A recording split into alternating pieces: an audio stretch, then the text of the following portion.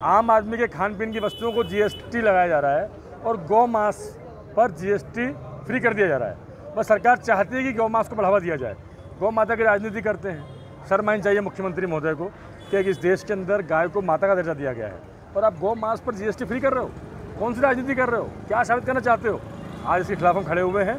55 लाख करोड़ की लूट इस देश के अंदर जीएसटी के माध्यम से पिछले 8 वर्षों में हुई है। आज ये बचत उत्सव की बात करते हैं। अब तुम्हें लूट लिया, लूट उत्सव को बचत उत्सव मना रहे हो। मेरा स्पष्ट कहना है इस बात में कि 15 लाख रुपए देने की बात कही थी, इसके अच्छे दिन आने वाले हैं। 15 लाख रुपए अकाउंट में आएंगे। भैया 15 लाख रुपए अकाउंट में तो नहीं आए, लेकिन 55 लाख करोड़ की जो लूट हुई है उसने आम आदमी के घर से 15 लाख की लूट जरूर कर ली है। मतलब इन्होंने सीधे 30 लाख लूट लिए। 15 देने थे और 15 लूट लिए। लेकिन भाजपा तो अब ये कह रही है कि कहीं ना कहीं राहत दी है सरकार ने।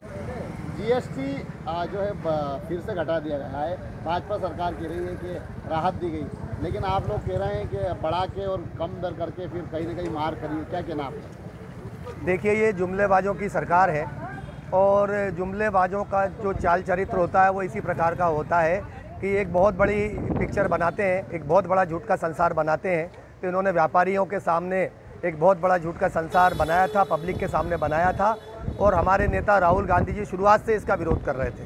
और वो एक राज्य एक देश एक टैक्स की बात कर रहे थे, लेकिन उस समय इन्होंने उस बात को नकारा और विभिन्न प्रकार की स्लेबों से टैक्स लिया। लेकिन ये लौट के बुद्धू घर को आए और पुनः इनको हमारे नेता की बात को मानना पड़ा। और हमारी ये मांग है और हम बार बार आपके माध्यम से ये बात कर रहे हैं कि बीच में ये जो टैक्स की चोरी हुई, इनडायरेक्ट चोरी है, ये जनता की जेब से डाका डाला है। ये डाके के पैसे का होगा क्या? क्या जनता को वापस दोगे या खा के और हाजमा करोगे?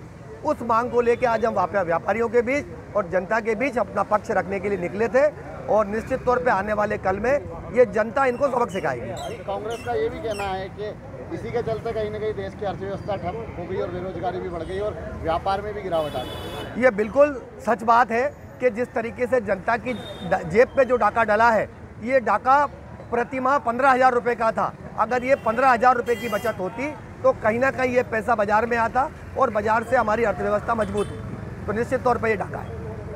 हमसे जुड़े रहने के लिए हमारे YouTube चैनल को सब्सक्राइब करें और नई वीडियो की नोटिफिकेशन के लिए बेल आइकॉन को दबाएं।